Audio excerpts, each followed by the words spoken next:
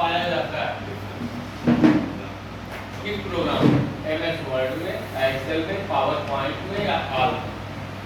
Fill series, जैसे fill series क्या होता है, एक्सेल में हम कोई जैसे नंबरिंग कर रहे हैं या संडे मंडे डाल रहे हैं या कोई नाम दे रहे हैं, ठीक है, या मंथ का नाम दे रहे हैं,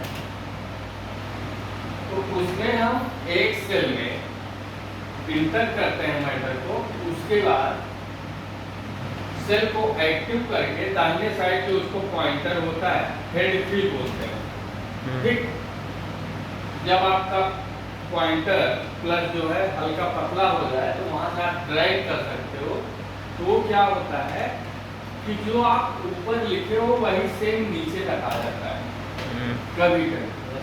और कभी कभी क्या होता है कि आप जितना सेलेक्ट करते हो उसमें जो है पूरा ऑटोमेटिक फिल हो जाता है। अगर मान लीजिए वो फिल नहीं हो रहा है तो उस पर जाके जहाँ पे आप खत्म कर रहे हो दाहिना बटन अगर दबाओगे आप तो वहाँ पे 3 ऑप्शन देगा, एक फिल सीरीज, एक ऑटो फिल, ठीक है, उसमें से किसी पे भी एक्टिव कर दोगे पूरा ऑटो फिल हो जाता है। और ये फंक्शन किसमें भी यूज होता है, एक्सेल, ठीक है।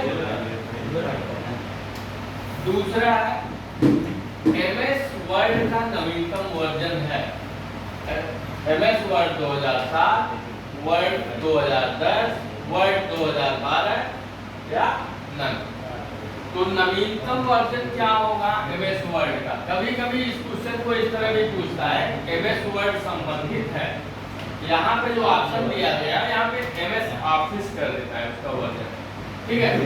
चाहे MS ऑफिस आप 7 कर लो, चाहे 10 कर लो, चाहे 12 कर लो, चाहे MS वर्ड का नवीनतम वर्जन वर्ड को ही या एक्सेल को ही या पावर पॉइंट को ही आप उस वर्जन में शो कर सकते हो।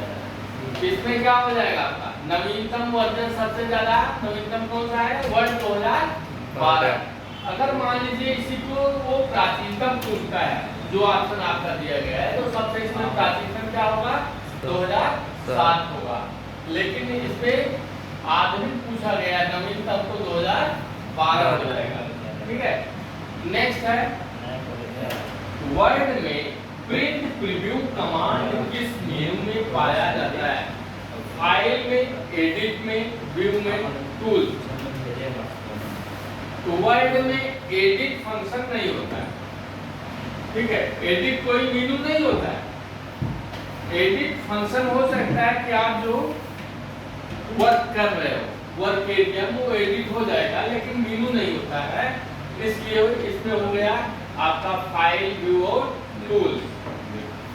3 बच रहा है, इसमें प्रीव्यू कमांड, प्रिंट प्रीव्यू किसमें पाया जाएगा, फाइल में, ठीक है। ये प्रिंट में जब आप जाएंगे तो वहां पे आपको प्रिंट प्रीव्यू, आप प्रिंट सेटअप का ऑप्शन आपको मिलेगा। नेक्स्ट है फार्मूले में सेल एड्रेस AS4 से तात्पर्य है। मान लीजिए आपको क्वेश्चन आया हुआ है एक्सेल से AS4 या AS5 या AD4 या AC7, इस टाइप का कोई भी सेल एड्रेस देता है, तो इसका मतलब क्या है, सेल रेफरेंस है पहला ऑप्शन, दूसरा है एब्सोल्यूट सेल रेफरेंस, तीसरा है मिक्स्ड सेल रेफरेंस, चौथा है हाफ। सेल रेफरेंस का नाम से फार्मूला लगेगा, वहां पे हो जाएगा आपका A1 अनुपात S4, ठीक है। ये आपका क्या हो गया, सेल रेफरेंस हो गया। लेकिन एब्सोल्यूट सेल रेफरेंस का मतलब हुआ, जैसे मान लीजिए जो यहाँ पे डाटा एंट्री किया गया, जो डाटा दिया गया है एक्यूरेट वही, ठीक है। तीसरा है मिक्स्ड सेल रेफरेंस, तो ये क्या है, A1 से लेके S4 तक, मतलब A1 से A4 और S1 से S4 तक डाटा इसमें क्या किया गया, मिक्स किया गया है, इसलिए हो जाएगा ये मिक्स्ड सेल रेफरेंस। नेक्स्ट है एक सेल में नंबर टाइप करने पर, बहुत ही एक माइन्यूट भी क्वेश्चन है, डिफिकल्ट भी है, नॉर्मल भी है, लेकिन आप केयरफुली जब आप उसको प्रेक्षण करके वाच करोगे तभी समझ में आएगा।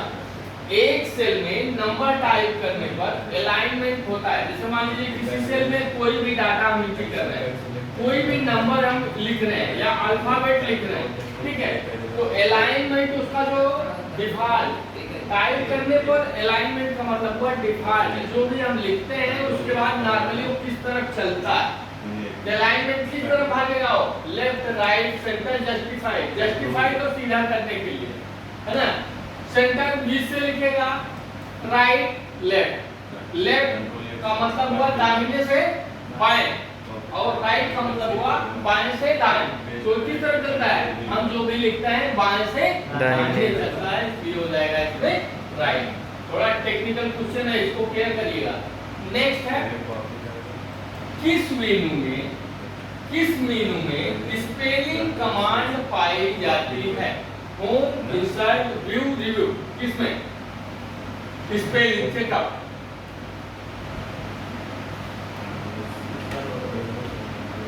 MS वर्ड में भी आपने पढ़ा होगा इसको और एक्सेल में भी पढ़ा होगा, बताइए किस मेनू पाया जाता है। देखिए होम में क्या पाया जाएगा आपका, पैराग्राफ अलाइनमेंट, ठीक है, इंक्रीजिंग डिक्रीजिंग,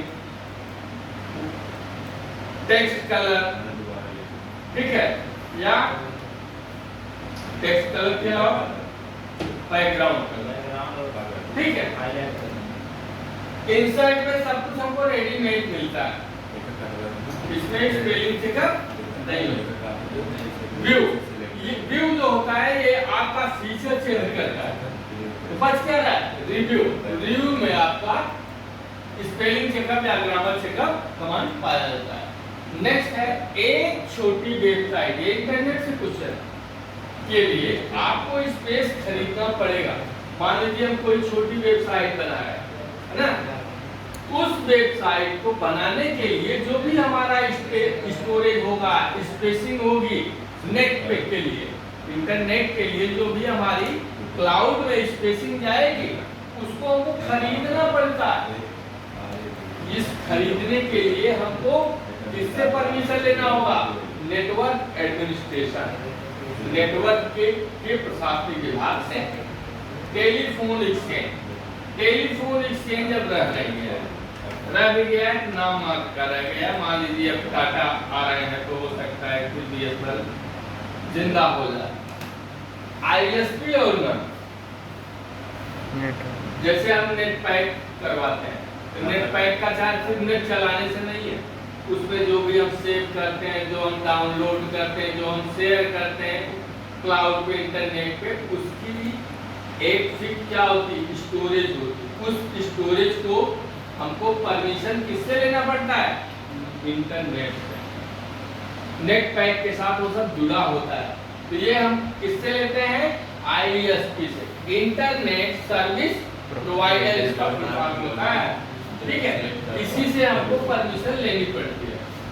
नेक्स्ट है अलाइनमेंट बटन किस टूलबार में होता है, ये भी क्वेश्चन है, फीचर से संबंधित टिपिकल है, फंसाता है, ध्यान से देखिएगा इसको। स्टेटस बार, अलाइनमेंट बटन क्या हो जाएगा आपका, ये होम मेनू में पाया जाएगा, है ना, किस मेनू में पाया जाएगा, होम। स्टेटस बार में क्या क्या होता है आपका, स्टार्ट बटन होगा, ठीक है, नोटिफिकेशन एरिया होगा, डेट टाइम होगा, है ना, ये सब होगा। स्टार्ट बटन आपका टास्क बार में होगा या करंट पेज की स्थिति हमको स्टेटस बार होता है। Formatting tool bar, formatting tool bar का मतलब हुआ सजावट का सामान, फॉर्मेटिंग में सजावट का सामान। Standard tool bar, standard tool bar में आपके वो कमांड जो हम ऑप्शन पे न जाके डायरेक्ट हम कमांड पे क्लिक करके यूज करते हैं, जैसे कट, हम होम पे न जाके डायरेक्ट जो है कट कमांड से उसका हम एक्शन या रिएक्शन कर सकते हैं। उसी तरह से ये अलाइन बटन जिसमें होता है, जिस पट्टी में होता है, उसको हम क्या बोलते हैं, फॉर्मेटिंग टूल बार, बी वाला ऑप्शन आपका, ठीक है। नेक्स्ट है एक डिवाइस जो सीपीयू से जुड़ी हो, जैसे मान लीजिए आपका सिस्टम रखा हुआ है, प्रिंटर हम उसको डिस्कनेक्ट किए हुए या कीबोर्ड डिस्कनेक्ट किए हुए, है ना, तो उसको हम क्या कहेंगे? Online device, offline device, device क्या कहेंगे? Offline device. जो कनेक्ट होगा वो ऑनलाइन होगा, जो डिस्कनेक्ट होगा वो ऑफलाइन होगा। इसमें हो जाएगा बी ऑप्शन आपका। नेक्स्ट है कंप्यूटर के डेस्कटॉप पर डेट का फॉर्मेट है। जो आपको डेट दिखती है मॉनिटर पे, जो आपको डेट दिखती है वो किस फॉर्मेट में है?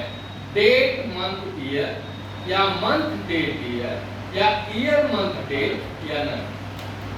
किसको? ये क्वेश्चन बहुत पूछता है ट्रिपल सी। यस, ये भी फीचर से आपका जीयूआई से रिलेटेड है। पहला होगा date month, date month year, रंग है मंथ डेट ईयर। पहले मंथ होगा, फिर डेट होगी, फिर ईयर होगा। बी वाला आपका करेक्ट होगा यहाँ पर। नेक्स्ट है कंप्यूटर जीयूआई में हेल्प का सिंबल है। मान लीजिए हम हेल्प के लिए यूज कर रहे हैं, शॉर्टकट पूछ रहा है तो F1 हो जाएगा, F1 हो जाएगा, ठीक है। लेकिन कह रहा है कि जब हम हेल्प पे जाते हैं, हेल्प कमांड पे जाते हैं, तो वो वहां पे उसका सिंबल हमको क्या शो करता है?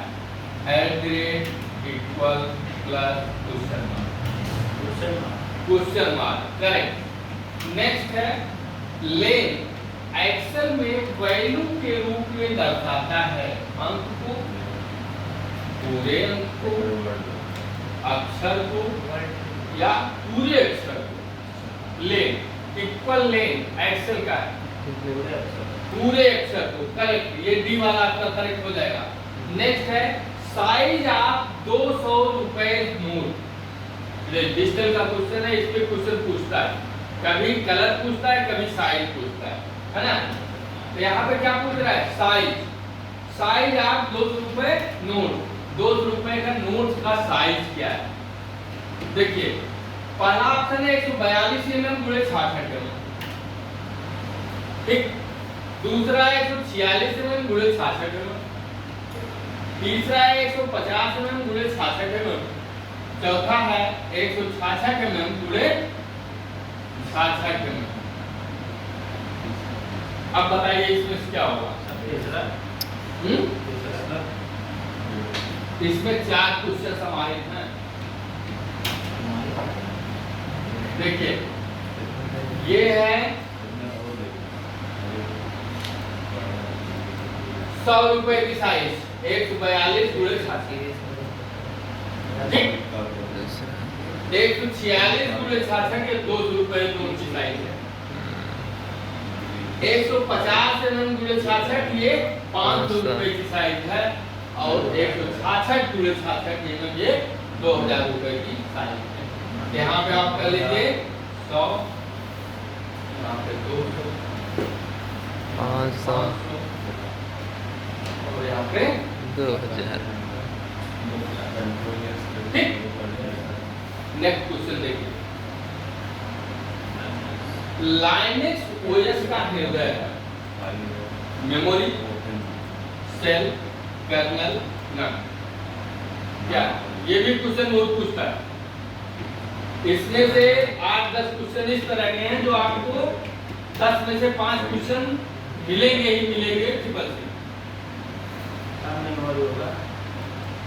लाइनेक्स ओएस का हृदय, देखिए आप कोई भी आपका जो है ऑपरेटिंग सिस्टम होगा, उसका जो मेन पार्ट होता है वो क्या होता है? कर्नल होता है। और कर्नल को का जो मेन अंग होता है, जो उसको संचालित करता है, वो क्या होता है? सेल होता है, ठीक है। ओएस चाहे आपका विंडोज 7 हो, चाहे MS-DOS हो, चाहे लाइनेक्स हो, चाहे यूनिक्स हो, चाहे 7 हो, चाहे 8 हो, चाहे 10 हो, चाहे 12 हो, जो भी हो, जो भी आपका विंडो है उसका मेन पार्ट क्या होता है? कर्नल होता है। कर्नल ही उसको संचालित करेगा और संचालित करने जो सॉफ्टवेयर यूज होता है, जो वर्क करता है, वो है आपका सेल। जैसे रैम के लिए कैश मेमोरी होता है, उसी तरह ओएस के लिए कर्नल होता है और कर्नल के लिए सेल। नेक्स्ट है कलर ऑफ 2000 रुपीज नोट। 2000 रुपए की नोट का कलर क्या है? ये भी क्वेश्चन बहुत पूछता है आपका। पहला लिवेंडर, दूसरा है ब्राइट येलो, तीसरा है स्टोन ग्रे, चौथा है मैजेंटा। इसमें भी आपका 4 क्वेश्चन है। लिवेंडर है 100 रुपए का कलर, ठीक है। ब्राइट येलो 200, ये 500, ये 2000, ठीक। लास्ट क्वेश्चन देखिए, ये क्वेश्चन अमूमन पूछता है, ये भी बहुत इंपॉर्टेंट है। Computer hacking is right. Computer को हैक करना सही है। ट्रू फॉल्स में आपको देना है। कंप्यूटर हैकिंग इज राइट, ये क्वेश्चन ही गलत है। अगर यहाँ पे